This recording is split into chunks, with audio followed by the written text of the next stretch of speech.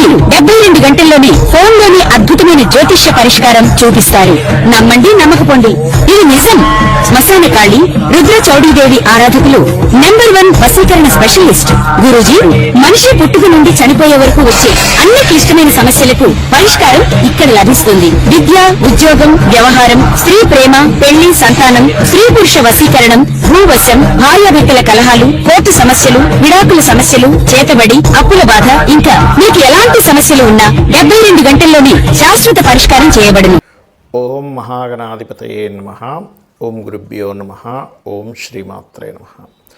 పరమేశ్వర స్వరూపమైనటువంటి జ్యోతిష, వాస్తు మరియు ఇతర అనేకమైనటువంటి శాస్త్రములను మనకు అందించినటువంటి మహర్షులకి నమస్కారం.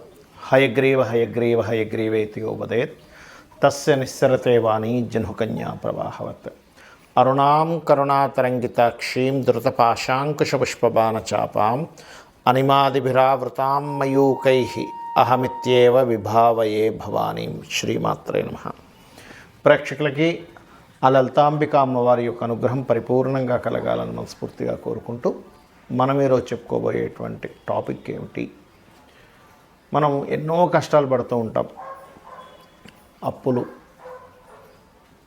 అదేవిధంగా ఆరోగ్య సమస్యలు, అనారోగ్యాలు పారవడం, మరియు ధనం రాకపోవడం, వివాహం అవ్వకపోవడం, సంతానం కలగకపోవడం, ఇలాంటి అనేకమైనటువంటి విషయాలు ఎందుకు ఇబ్బంది పడుతుంటాము. అదేవిధంగా మంచి కూడా ఉంటుంది. ఏమిటి? మంచి జాబ్ రావడం కావచ్చు, బాగా ధనం సంపాదించడం కావచ్చు, వ్యాపారంలో బాగా కలిసి రావడం కావచ్చు, మంచి సంతానం కావచ్చు, మంచి భార్య కావచ్చు. ఇవన్నీ అసలు ఎందుకు జరుగుతాయి?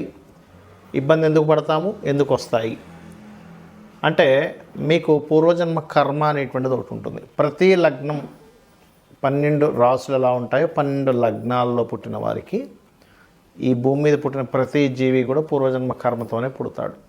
అది స్త్రీ కావచ్చు, పురుషుడు కావచ్చు, ఏదైనా ఒక జీవి కావచ్చు.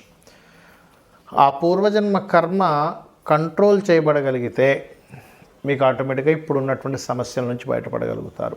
అది ఎలాగ చేసుకోవాలి? ప్రతి లగ్నంలో పుట్టిన వారికి ఆ పూర్వజన్మ కర్మను ఎలా తగ్గించుకోవాలి, పుణ్యాన్ని ఎలా పెంచుకోవాలి అనే విషయాన్ని ఇప్పుడు మనం తెలుసుకుందాం. అయితే ఈ విషయాలు చెప్తుంది నేనైనప్పటికీ కూడా చెప్పిస్తుంది సాక్షాత్ లలిత అమ్మవారిగా భావిస్తూ ఒక్కొక్క లగ్నం నుంచి తెలుసుకుందాం. లగ్నం తెలియని వారు రాశి నుంచి చూసుకోండి. ధనుర్లగ్నము ధనస్సు రాశి. ధనస్సు వారికి కనుక చూసుకున్నట్లయితే ప్రధానంగా మీకు ఉండే గొప్ప లక్షణం ఏమిటంటే గురుత్వ లక్షణాలు అధికంగా ఉంటాయి. ధనుర్లగ్నంలో జన్మించారంటే న్యాచురల్గానే మీకు ఒకరికి గైడ్ చేయాలి, ఒక మంచి చేయాలనేటువంటిది ఇన్బిల్ట్గానే ఉంటుంది. ఎవరో ఒక 1% ఆఫ్ కేసెస్లో గురువు పాడైపోతే చెప్పలేం, కానీ వాళ్ళలో ఆ క్వాలిటీస్ తగ్గుతాయి. కానీ 99.99% ఆఫ్ పీపుల్కి ధనుర్లగ్నంలో జన్మించాము అంటే గురుత్వ లక్షణాలు. కాకపోతే వీరికి ప్రాబ్లం ఎక్కడ వస్తుందంటే, శుక్రుడు వీళ్ళకి అంటే షష్టమ లాభాధిపతి ఆధిపత్య పాపి అవుతాడు ముఖ్యంగా. కావున వీళ్ళు పర్టికులర్గా శుక్రగ్రహ సంబంధంగానే వీళ్ళకి దోషం ఏర్పడుతుంది. అంటే స్త్రీ శాపము అంటారు ఒక ముక్కలో చెప్పాలంటే. కాబట్టి వీళ్ళు గనక వీళ్ళ జన్మజాతకంలో శుక్ర మహాదశ వచ్చినప్పుడు ఖచ్చితంగా వీళ్ళకి వివాహ జీవితం మీద ఎఫెక్ట్ చూపిస్తుంది. వివాహ జీవితం మీద ఎఫెక్ట్ చూపించడం, వివాహ జీవితం భాగస్వామితో ఏదో డిస్టర్బెన్సెస్ రావడము, లేదా దూరంగా ఉండడం. కొన్నిసార్లు ఏమవుద్దంటే ఈ గొడవ రాకుండా దూరంగా ఉంటూ ఉంటారు. అంటే వీళ్ళు ఒక దగ్గర, జీవిత భాగస్వామి ఒక దగ్గర. అది చాలా లక్కీ పర్సన్స్. వాళ్ళు దూరంగా ఉన్నారంటే పూర్వజన్మ కర్మ ఇక్కడ ఏదో పుణ్యం ఉండడం వల్ల దూరంగా ఉండి ఆ కర్మ తగ్గుతుంది. లేని పక్షంలో చాలామంది, నేను 99% ఆఫ్ కేసెస్ ధనుర్లగ్నానికి శుక్ర మహాదశలు వచ్చినప్పుడు, లేదా వృషభ రాశిలో ఉండే గ్రహాల యొక్క మహాదశలు వచ్చినప్పుడు వాళ్ళు దూరం అవ్వడం నేను ఖచ్చితంగా చూశాను. వారికి ఏదో కారణం చేత. అలా ఎవరు అవ్వలేదు అంటే ఏదో కొన్ని కేసెస్ 7th లార్డ్ బాగుంటాడు, 12వ స్థానం బాగుంటుంది. ఒక్కొక్కసారి ఆ శుక్రుడు 12లో ఉంటాడు, వాళ్ళకి మాత్రం ఇబ్బంది కలగదు. ఇది గుర్తుపెట్టుకోండి. అలాగే మరొక విషయం ఏంటంటే, ఇక్కడ ఎప్పుడైతే మీకు పూర్వజన్మ కర్మ తగ్గాలి అంటే ఎక్కువగా మీరు బొబ్బర్లు దానంగా ఇవ్వండి. మెయిన్ బొబ్బర్లే ఇవ్వాలి. సెకండ్ ఆప్షన్లోకి వెళ్తే కనుక మీరు శుక్ర రాశుల్లో ఉండే గ్రహాలకు సంబంధించింది ఇవ్వచ్చు. అది ఎక్కువ ప్రభావం చూపిస్తాయి అది కూడా. కాబట్టి ఏ గ్రహం అంటే ఏ దానం ఇవ్వాలని వీడియో ఎండింగ్ వరకు చెప్తాను, ఎండింగ్ వరకు వినండి. మరి మీరు చేయవలసినటువంటి దేవత ఆరాధన, ముఖ్యంగా మీరు చేయవలసింది లక్ష్మీ నృసింహస్వామి యొక్క కరావలంబ స్తోత్ర పఠనం చేయండి. సూర్య నమస్కారాలు ఎక్కువగా చేసుకోండి. ఖచ్చితంగా మీరు పూర్వజన్మ కర్మ నుంచి బయటపడడం జరుగుతుంది. ఉదాహరణకి మీకు ఏ దానాలు ఇవ్వాలో చెప్తానని చెప్పాను కాబట్టి, రవి గనక ఉన్నాడు మీకు 6వ స్థానంలో, లేదు మీకు ఇప్పుడు దాకా చెప్పినటువంటి పూర్వజన్మ కర్మ ఏ రాసుల్లో ఉండే గ్రహాలని చెప్పాను కదా, ఆ రకంగా రవి గనక ఉన్నట్లయితే గోధుమలు దానంగా ఇవ్వండి. సూర్యభగవానుడి దగ్గర దీపారాధన చేయండి, లేదా సూర్యభగవానుడికి అర్ఘ్యం వదలండి. చంద్రుడు ఉన్నాడు, బియ్యము దానం ఇవ్వడం ప్లస్ వైట్ కలర్ క్లాత్. కుజుడు కందులు ఎరుపు రంగు వస్త్రము, బుధుడు పెసలు గ్రీన్ కలర్ వస్త్రము, గురువు శనగలు ఎల్లో కలర్ వస్త్రము, శుక్రుడు బొబ్బర్లు తెలుపు రంగు వస్త్రము, శని భగవానుడు మనకి నీలం రంగు వస్త్రము, తెల్ల నువ్వులు ఇవ్వచ్చు, నల్ల నువ్వులే ఇవ్వాలని రూల్ ఏం లేదు, నువ్వులు ఇవ్వడం ప్రధానం అక్కడ. అదేవిధంగా రాహు అయితే మినుములు, కేతు అయితే ఉలవలు దానంగా ఇవ్వాలి. ఇవి ఇవ్వలేమండి, మాకు తీసుకునే వాళ్ళు లేరు, టెంపుల్స్ సరిగ్గా లేవు, తీసుకునే వాళ్ళు తీసుకోవట్లేదు, ఇంకోటి ఏదైనా మార్గం ఉందా అంటే, మీరు గోశాలకు వెళ్ళి గోధుమలు ఇచ్చే బదులు గోధుమ రవ్వ తినిపించండి గోవుకి, బియ్యం బదులుగా బియ్యం పిండి తినిపించండి గోవుకి, కందులు బదులుగా క్యారెట్స్ తినిపించండి కుజుడికి సంబంధించింది. అదేవిధంగా పెసలు బదులుగా గోవుకి గోంగూర కూరగాయలు తినిపించండి, అందులో దేశీవాళి ఆవుకు తినిపించాలి. గురువుకి శనగలు ఇచ్చే బదులుగా గోవుకి అరటికాయలు తినిపించండి. బొబ్బర్లు తినిపించడం కాకుండా బొబ్బర్లు ప్లేస్లో ఏదైనా తీపి పదార్థం, తీపి చపాతీకి చక్కగా తేనె పూసి ఆ 3 చపాతీలు చిన్న చిన్న ముక్కలుగా తీసి తినిపించండి.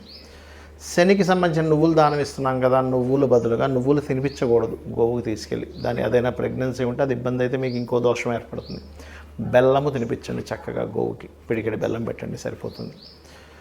మినుములు బదులుగా మీరు 4 బెల్లపు ఉండలుగా చేసి తినిపించవచ్చు. కేతువుకు సంబంధించిన ఉలవలు బదులుగా గ్రాసము తినిపించవచ్చు గోవుకి. ఇది ప్రధానంగా చేయండి. అలాగే మీకు పంచమంలో ఉండే గ్రహానికి సంబంధించిన ఉపాసన చేయాలని చెప్పా. పంచమంలో ఉండే గ్రహం ఏమిటి చూసుకొని, పంచమాధిపతి ఉన్నాడు, వెళ్ళి ఇంకో గ్రహంతో కలిసాడు, లేదా పంచమంలో ఏదైనా గ్రహం ఉంది. ఉదాహరణకి మేషలగ్నానికి అయితే పంచమాధిపతి రవి అవుతాడు, వృషభ లగ్నానికి అయితే బుధుడు అవుతాడు, కన్యారాశి అవుతుంది పంచమం, మిథున లగ్నం అయితే తులారాశి అవుతుంది పంచమం, కర్కాటకం అయితే ఈ రకంగా వృశ్చికం అవుతుంది, అంటే పంచమం కుజుడు అవుతాడు. అలాగా మీ లగ్నం నుంచి 5th లార్డ్ ఎవరో చూసుకొని ప్రధానంగా మీరు ఆ రకంగా సూర్యుడు ఉన్నాడు లేదా సూర్యుడు అయ్యాడు, అప్పుడు సూర్యభగవానుడే. చంద్రుడు ఉన్నాడు, ఎక్కువగా మీరు చేయవలసిన ఉపాసన దేవత రాజరాజేశ్వరి అమ్మవారు. కుజుడు స్కందుణ్ణి, బుధుడు విష్ణువుని, గురువు దక్షిణామూర్తిని లేదా దత్తాత్రేయుణ్ణి, శుక్రుడు అమ్మవారి యొక్క ఆరాధన, శని భగవానుడు ఈశ్వరారాధన లేదా కాలభైరవ ఆరాధన లేదా కాళీ ఆరాధన, రాహు మనకి మీరు చేసుకోవాల్సినటువంటి దుర్గా, కేతు, గణపతి ఆరాధన చేసుకోవాలి. ఏది దేనికి పంచమంలో ఉండే గ్రహాలను బట్టి మీరు ఈ ఆరాధన చేసుకుంటే, ఎప్పుడు కూడా ఒక గ్రహం అక్కడ పంచమంలో ఉంది అన్నప్పుడు ఆ దేవతా సంబంధించిన ఆరాధన చేయడమే మీకు శ్రీరామ రక్షగా నిలబడుతుంది. మరి లగ్నం తెలియదు, రాశి తెలియదు, ఏం చేయాలి?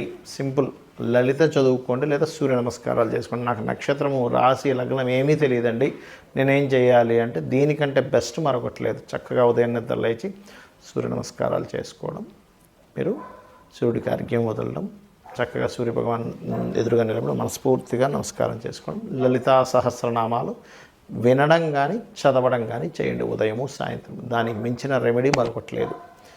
అలాగే ఇక్కడ మీ జన్మజాతకంలో ఎటువంటి గ్రహ దోషాలు, చాలా దోషాలు ఉంటాయి. బాలారిష్టాలని, లేకపోతే మీకు ఫలానా ఎల్నాడ్సన్ అని, లేకపోతే ఫలానా రకరకాలు ఉంటాయి.